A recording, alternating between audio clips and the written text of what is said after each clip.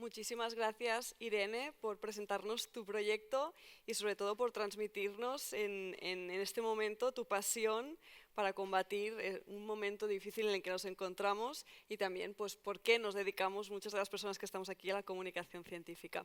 Ahora os voy a pedir que paséis los tres adelante porque ha llegado el momento de las preguntas del público.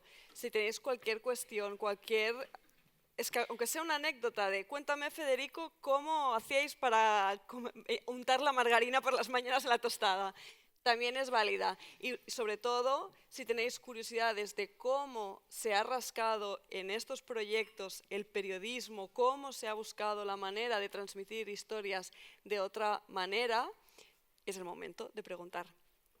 ¿Nos acompañáis?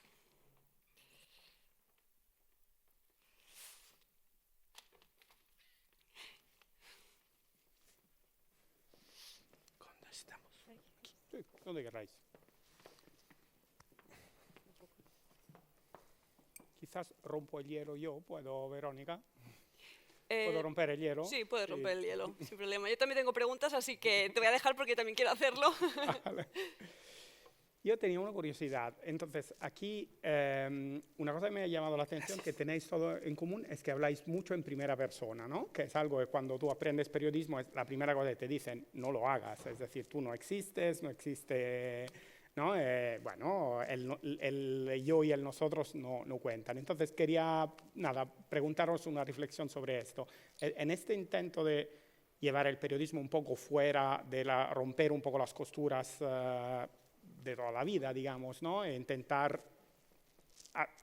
contar algo que vuelva a apelar a la gente, que vuelva, digamos, a iniciar un diálogo. ¿Qué papel juega el hecho de ponerse en discusión en primera persona, ¿no? Lo que decías tú, ¿no? De no esconderse detrás de una firma, que es, vamos, lo que yo estoy haciendo de rato, ¿eh? Pero bueno, cualquiera. Pues si quieres, ya que estoy yo con la voz caliente, pues efectivamente lo decía, yo creo que nos obliga un poco el formato, por un lado. Sabemos que en redes sociales lo que triunfa es una cara hablando, ¿no? Una cara que te apele.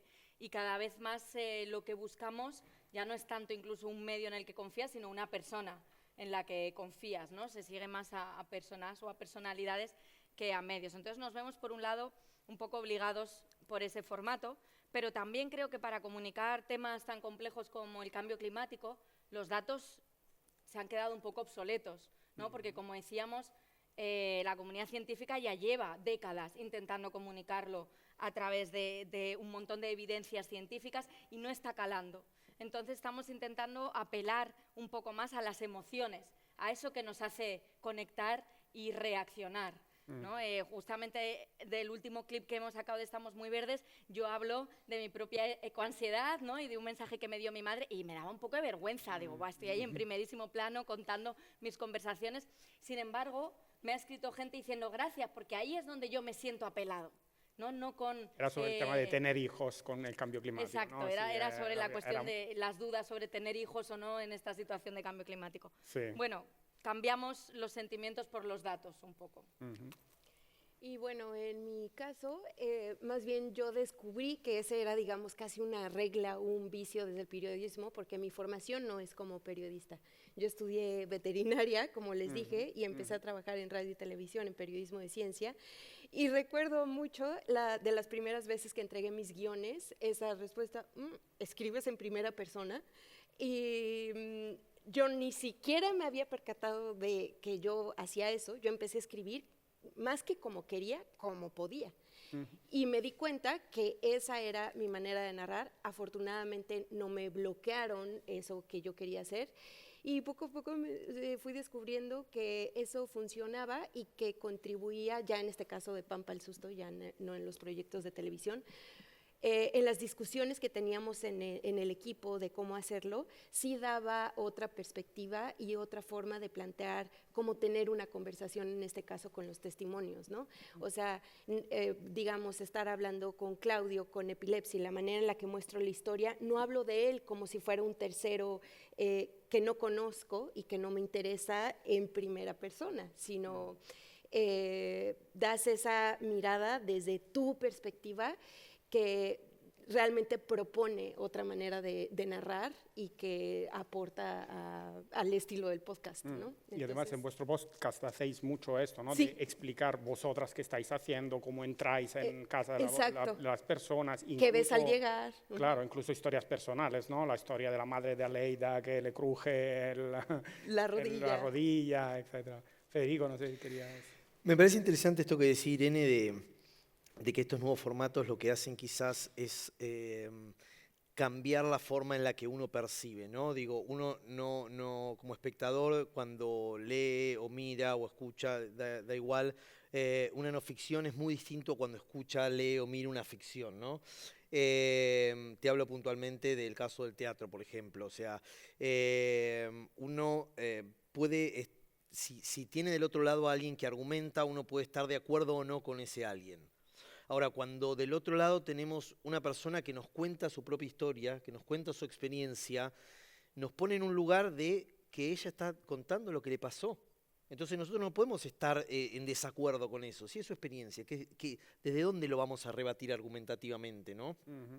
Y digo que tiene que ver con los formatos porque pienso, por ejemplo, en los escritores que escriben ensayo y novela, no sé, Sartre, que escribe un ensayo y luego escribe una novela en donde los personajes...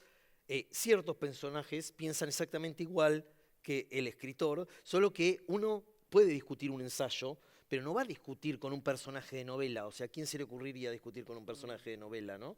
Y me parece que esto de los nuevos formatos hace que la información y uno se predisponga de otro modo, y que es algo muy importante e interesante en un momento en el que hay muchas personas que consumen fake news y las toman como válidas y no les da importancia. Entonces, bueno, ¿cómo se puede llegar y combatir a eso? O sea, ¿cómo hacer que esas personas escuchen una campana veraz de la situación, ¿no? De hecho, es una recomendación, ¿no? Es decir, cuando tienes un negacionista, tampoco negar su experiencia, ¿no? Es decir, primero escuchar, intentar entender, buscar un campo común, compartido. Bueno, yo tengo muchas más preguntas, pero, y Verónica también, pero abrimos allí. Hola. Así. Sí. Muchas gracias a todos. Muy chulo todo lo que presentaron. Y quisiera saber, los tres tienen relaciones con sus fuentes de una manera muy diferente. Y como periodista, la relación con la fuente siempre es un poco, es casi que personal, en el sentido que cuando entrevistas a alguien, ¿qué puedes...? En el caso de la ciencia quizás no es tanto, pero en casos de corrupción o algo, la fuente está entregando algo que puede ser peligroso inclusive para la propia fuente. O sea, hay una valoración de lo que se está narrando. La fuente dice, ¿esto me conviene o no me conviene? En el caso de Mari Carmen, esas fuentes, ¿cómo se convence a esa fuente? ¿Cómo es esa relación tuya a la que vas a convencer para que cuente su historia que quizás quiere? Algunos querrán, algunos no. Y tal vez también a Federico le pasaba lo mismo. Algunos periodistas o científicos querían hablar y otros no querían hablar. O la información que tenían iban completamente en contra de lo que el instituto, por ejemplo, estaba interesado en financiar. Y también a Irene, de alguna manera también, ¿qué quiere, qué objetivo tiene la fuente al hablar contigo? Porque definitivamente estás en un medio que genera muchísimo impacto, pero también genera muchísima controversia. Creo que eso no es simplemente como ir, ver a una persona, grabar y trasladar. Hay también un discurso por parte de ustedes con el objetivo primordial de lo que es cada uno de sus productos y una obligación con la finalidad que ustedes quieren tener con su producto. Ayudar a concienciar, dar a conocer la investigación y, no sé, conocer y dar a conocer historias de enfermedades. ¿Cómo es esa relación con el cliente? Vuelvo a preguntar, con la fuente. Gracias. Bueno, en mi caso, para empezar, cada episodio, no pude hablar de detalle de cómo se construye cada episodio, pero tiene, sí, por un lado, la fuente de la que hablas, que es el testimonio principal de la historia, que es la persona que tiene una condición de vida o de salud y quien aporta la historia. Y luego tenemos 2 o 3 entrevistas con especialistas que aportan otro tipo de narrativa, con quienes hacemos preguntas y con todas las voces juntas armamos la historia. Pero respecto a casi cómo encontramos a las personas y luego cómo las, incluso decir convencemos, suena muy mal porque suena de entrada como un discurso persuasivo de cómo te convenzo para obtener algo que yo quiero y hacerte creer que será lo máximo para ti, cuando en realidad quien gana soy yo. Entonces, hasta ahorita, que somos un proyecto pequeño y que va empezando, llevamos un año, esa experiencia ha sido realmente gratificante. ¿Cómo encontramos las historias? Bueno, uno empieza hasta con la mamá de una de las del equipo, luego la hermana de la amiga de una de nuestras amigas, así empieza uno, pero llega el momento en que se te agotaron esas personas con quienes tienes una conexión o una confianza absoluta, y donde hay... al saber uno del otro, hay una confianza depositada, ya ganada, por el vínculo que existe previamente. Pero hemos alcanzado una etapa del proyecto donde esos vínculos ya no existen y estamos encontrando testimonios que buscamos de otras maneras que ni siquiera sé si debería de revelar todas porque he de confesar que he estoqueado personas, ¿no?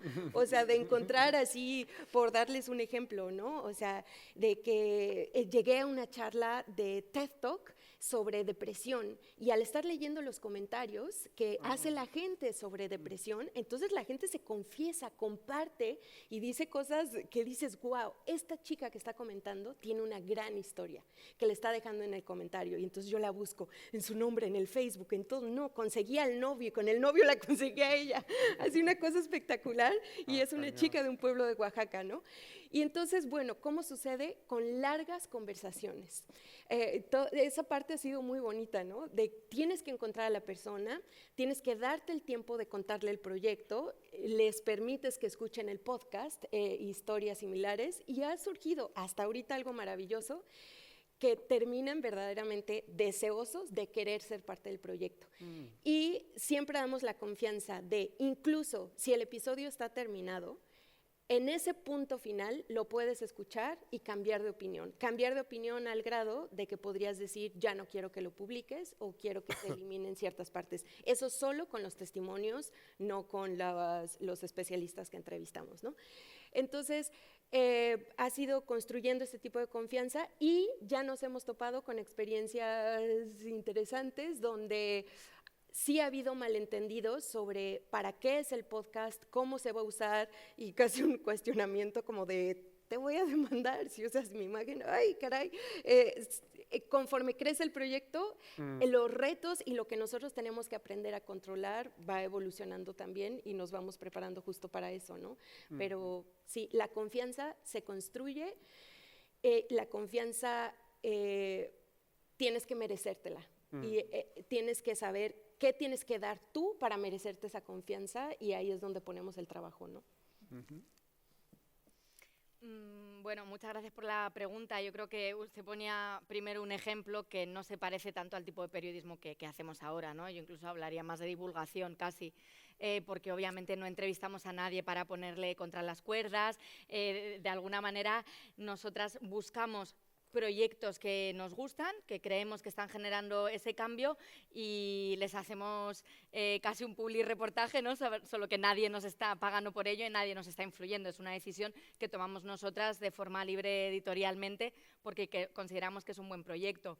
Lo interesante es que nosotras no pactamos nada, simplemente nos sentamos y a ver qué surge. Es parte de la naturalidad que nos gusta del podcast y siempre preguntamos también qué se puede mejorar, porque los grises, ¿no? Creo que también lo que falla muchas veces cuando se habla del periodismo de soluciones, cuando se intenta mostrar ejemplos, es que acaba siendo demasiado absolutista. Esto es perfecto y esa es la solución hacia la que tenemos que ir. Y eso vende más que lo nuestro. Pero nos gusta también ahondar un poco en los grises. ¿Por qué está siendo tan complejo sacarlo adelante? ¿Qué es lo que se podría mejorar? ¿Qué defectos tiene este proyecto?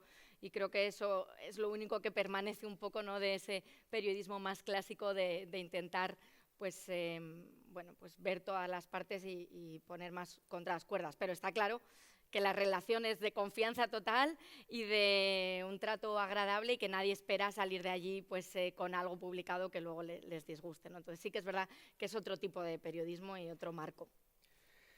Sí, yo creo que las mejores entrevistas no tienen que ver con las preguntas que uno hace, sino con la empatía que se construye con el otro, ¿no? Porque uno no puede buscar algo que no sabe que existe, pero sí puede encontrarlo.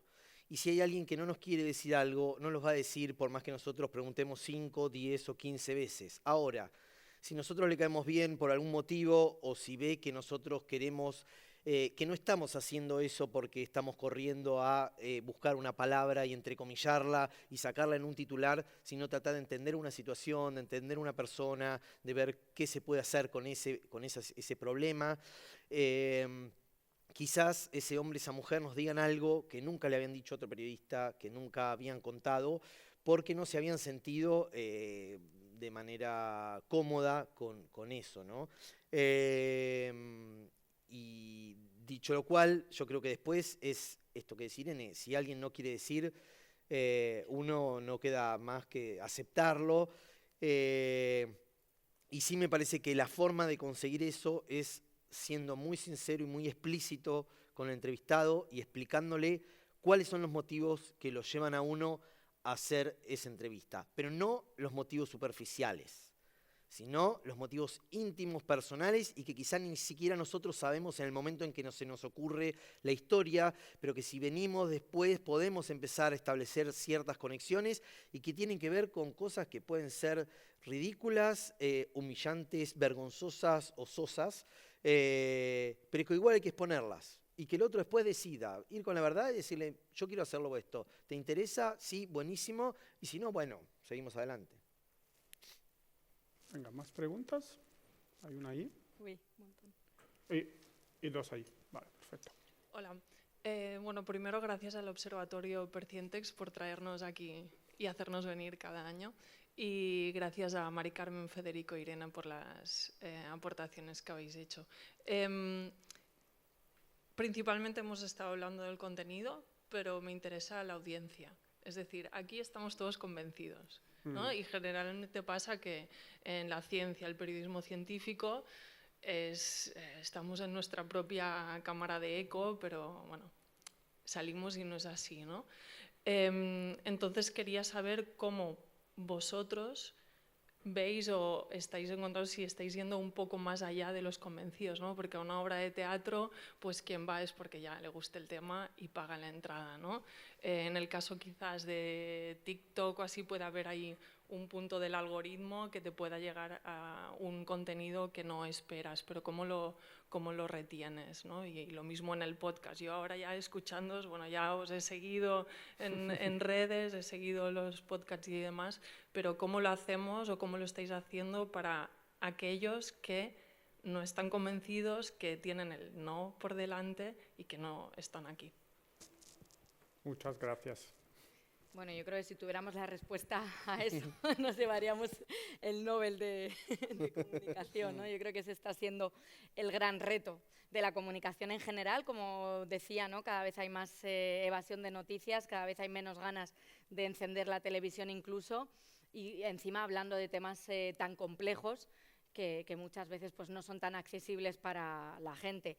Justamente en redes sociales lo que estamos viendo es un fenómeno que en cuanto rompes el nicho te encuentras con negacionismo, te encuentras con unas críticas brutales que bueno, pues no solamente atacan tu trabajo, sino que te atacan a ti personalmente, ¿no? Justamente por esa exposición que tienes, y me parece muy complejo. Justo hablando de lo del absolutismo, por llamarlo así, hay un caso que a mí me gusta nombrar porque es el que ha conseguido romper un poco el nicho en cosas, en temas medioambientales y climáticos, que es Javier Peña, con su programa Hope, En Pie por el Planeta, pero claro, él realmente te da las soluciones, ¿no? O sea, él no tiene grises, y eso convence más a la gente, porque al final no queremos incertidumbre, y la ciencia sabemos que es incertidumbre. A ver si ellos tienen una mejor respuesta. Pero realmente los tres estáis haciendo cosas que no están etiquetadas como oficialmente el periodismo científico de toda la vida. Entonces Claro. son cosas que puede caer en ellas una audiencia que no, en el podcast, en tu caso, vamos, cualquiera que lea ensayo, que vaya al teatro, en tu caso también, ¿no? Es un formato que lo puede mirar cualquiera que no tenga un interés previo en clima, me parece. Pero bueno. Sí, igual por Mejor que lo añadir, es comentáis verdad vosotros. que nosotras nos cuidamos mucho el lenguaje que usamos, por ejemplo, ¿no? Aunque todo es muy improvisado, pero intentamos que que no descarte a nadie, que sea, bueno, pues que todo el mundo se sienta a gusto, ¿no? Y aunque no deja de ser crítico, porque también lanzamos nuestras críticas cuando conviene o nuestros invitados, pero que muchas veces creo que los temas climáticos o ambientales generan una barrera con la gente, sobre todo ideológica, ¿no? En nuestro país especialmente sabemos que este tema pertenece a una ideología y nosotras intentamos también a través de la imagen que damos y demás romper un poco esa barrera. Sí, lo que yo diría es similar, es como dice Irene, es la chamba que estamos haciendo, cómo llegamos a más personas, pero para mí, para mi equipo, algo puntual que te puedo decir es desde la creación del proyecto, yo estaba aferrada a eso, no quiero ni siquiera un nombre ni un logo que sugiera que esto es solo para algunos. Por ejemplo, yo decía, no quiero un podcast sobre salud que se llame, ay, no sé, vida saludable o salud y enfermedad, algo así, ¿no? Estos nombres que dices, híjole, parece título de libro de texto, ¿no? Pero que yo he estado ahí muchísimas veces en esos tipos de trabajo que no logras romper a qué suena y para quién es. Y también yo decía, no, un logo que hay una jeringa como de vacuna o las manos de la salud, algo así. Entonces, desde ahí, desde el título, el logo, que fuera un bolillo y el nombre Pampa el Susto, es esa búsqueda de cómo hago que este tema sea para muchísimos más y que se antoje, ¿no? Que mole, como lo presentaste. Pero, pues sí, es la búsqueda continua de cómo hacerlo mejor. Sí, yo coincido con ellas, o sea, me parece que, como pensado desde la semiología, esto de que entre el emisor y quien recibe, entre quien produce y quien recibe, hay un abismo insondable del que no tenemos ni idea qué pasa, y en el medio hay un montón de gente que te dice, bueno, lo que viene es eso. Me acuerdo ahora un congreso de periodismo en el que fui, que me contaron durante 3 días que lo que se venía en la comunicación política era TikTok, y eso duró 2 días. O sea, como que siempre el que viene y sabe qué es lo que va a venir y sabe cómo es eso, bueno, por ahí le va bien, pero en la mayor parte de los casos es alguien que se anima a aseverar una cosa, se mantiene en eso y después ve. Nosotros un poco con Analía, cuando pensábamos esta segunda obra, lo que pensábamos era, bueno, quizás deconstruir un poco las cuestiones que hay atrás. Digo, por eso la tematización del falso equilibrio, por eso la tematización de que se explicite que hay gente que mantiene una postura y que la mantiene o por ignorancia, pero en muchísimos otros casos la mantiene por una cuestión rentada, porque o tiene intereses particulares sobre eso, o porque está al servicio del interés de otro. Y yo no sé si eso después va a cambiar en algo a alguien, una opinión. Digo, puede ser que alguien vea esa escena y diga, claro, yo estoy con el geólogo, los otros dos son... Pero bueno, o sea, uno plantea las cosas ahí y las deja puestas sobre la mesa y después... ¿Qué hace el que ve, el que escucha u oye eso? Ya es como que nos excede un poco, me parece. Había 2 preguntas más allí. Mientras Igual llega más. el micrófono, me cuelo yo un momento, porque Sí. justo ahora explicabais que con este tipo de periodismo diferente intentamos llegar a nuevas audiencias, o de hecho a las audiencias ahora mismo, porque el mismo informe Reuters que comentabas salió cómo es que se informa ahora la gente, y lo que más ha salido es YouTube. Las noticias se ven a través de YouTube, la gente ya no entra a las webs de los medios y se informa. ¿Notáis vosotros que estáis aquí luchando y esforzándoos por hacer estos formatos que ahora son los que consume la audiencia, que hay todo un apoyo detrás de esto, o el apoyo sigue centrándose en el tipo de medios más convencionales y os sentís que es una lucha constante y difícil? ¿Quieres empezar tú ahora? ¿Yo? Bueno, es que mi posición desde Argentina es distinta a la posición, supongo, que sucede aquí. Digo, en Argentina apoyo no hay directamente para nada. O sea, como en este contexto encima, que es un contexto muy complejo a nivel, digo, la fake news nos preside, ¿no? O sea, nuestro presidente y todo su séquito, digo, el vocero presidencial sale cada día a las 11 de la mañana a responder preguntas ante periodistas y miente. O sea, y miente, y cuando le dicen que está mintiendo, dice, justo ese dato no lo tenía, pero déjame que te lo va a gestionar. Ahora si querés, me das tu mail y yo te lo mando por DM y lo resolvemos en un rato. Y digo, es el vocero presidencial. En ese contexto yo creo que es bastante complicado. Em, yo, bueno, te voy a contestar como por otro lado. Yo veo un entusiasmo, como que la manera que tengo de sondear eso es mucho a través de estudiantes jóvenes que están estudiando comunicación y periodismo de ciencia, y siento, así como un imán, un entusiasmo exagerado por este tipo de formatos. Casi como si dijeran, ay, quiero escuchar más de ti que del maestro que me da clases de qué debería hacer, y un maestro que está mucho más aferrado al periodismo más convencional. Y entonces eso, o sea, desde mi lado muy personal, me llama la atención, que siento ese interés, ese hambre, ese deseo por saber cómo lo haces, por intentar seguir ese camino, y un entusiasmo mucho mayor por esto que por lo más convencional, ¿no? Entonces. ¿Sí, Irene? Bueno, apoyo totalmente lo que comentan. En cuanto al apoyo, bueno, pues yo creo que las tres personas que estamos aquí lo hacemos casi por amor al arte, ¿no? Y lamentablemente la mayoría de la gente que se dedica casi a hacer este tipo de comunicación. Es verdad que YouTube puede ser un medio con el que sacar beneficio, pero para eso tienes que ser un super youtuber y dedicarte pues también a crear un contenido, ¿no? Pues la mayoría de las veces, no voy a generalizar, pero bueno, la mayoría de las veces pues un contenido morboso, o también ese contenido que lo hemos visto también ahora incluso en los resultados electorales, que aunque no sea solo fake news, es hacerte que tú eres el que sabe la verdad, ¿no? Yo creo que eso vende mucho ahora.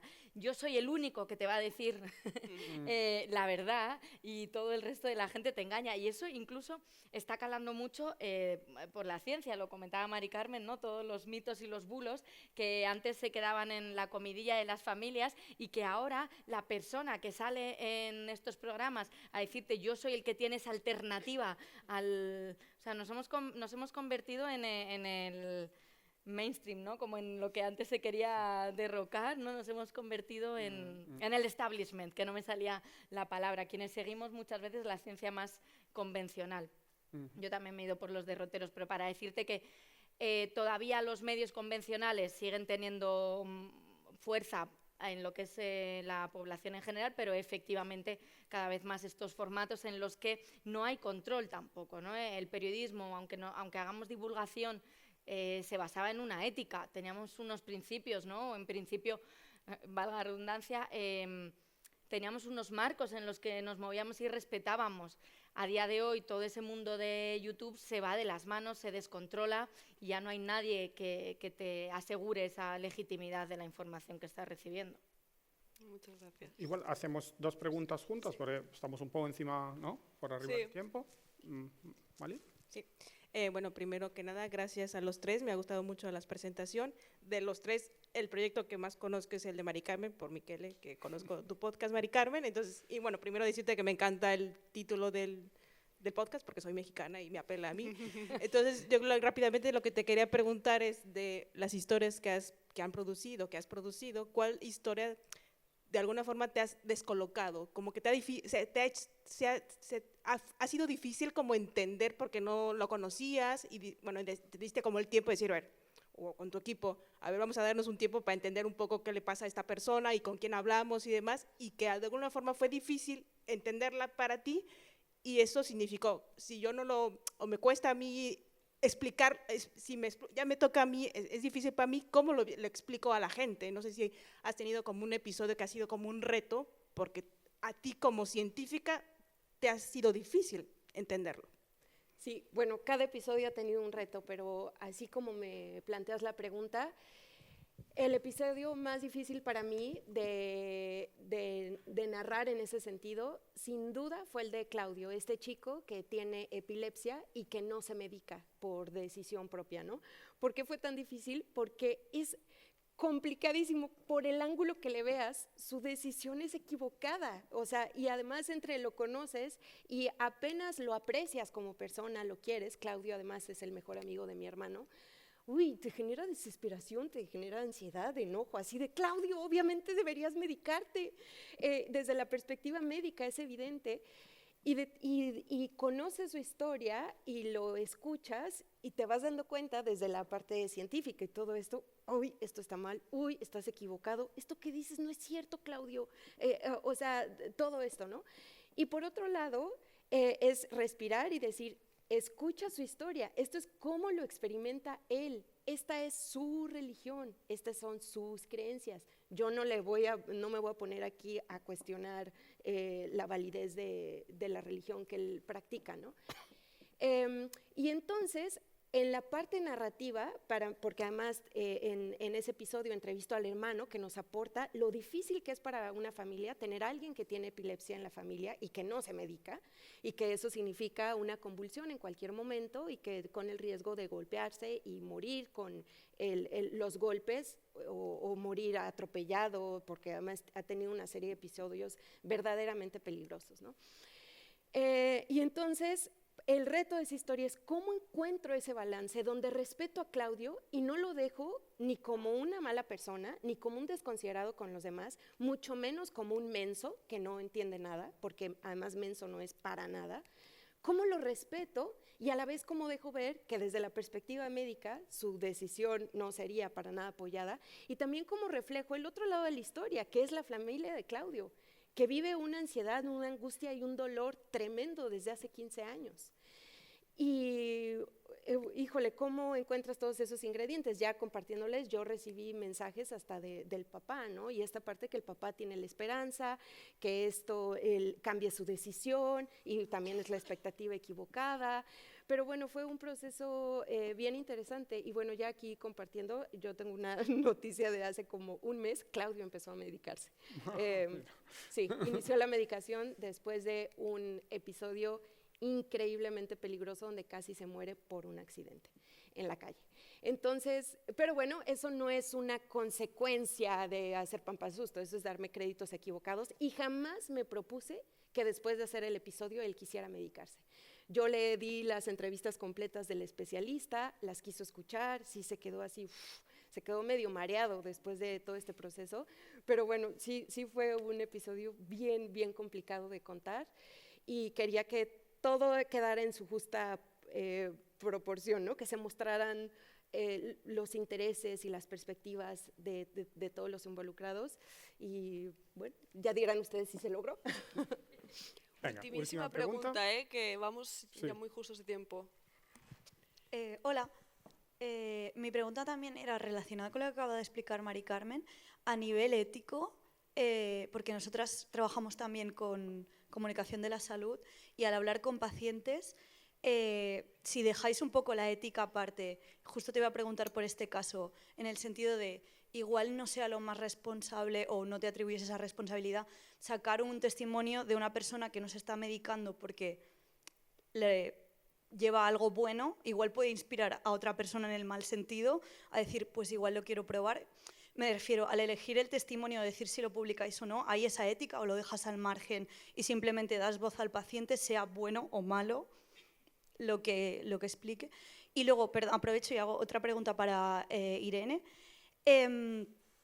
que he visto, bueno, has explicado que hacéis el video podcast y tal, entonces he entrado, he mirado, has dicho que había como un decorado, unos focos, un maquillaje, toda una producción.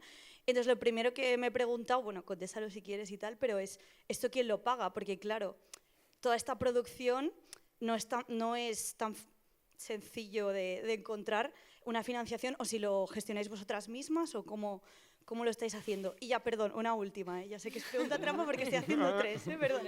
Y si conoces a las chicas de Clima Bar, no sé si las conoces, vale, ¿qué te parece su tipo de divulgación que es como totalmente informal en un bar con una cerveza y así? Y no estoy segura si tienen formación científica, no sé si tú lo sabes. Vale.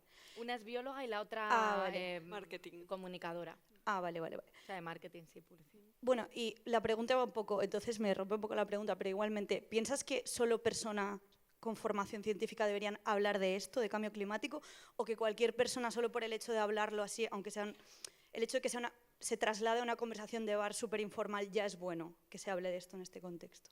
Ya he acabado. Gracias.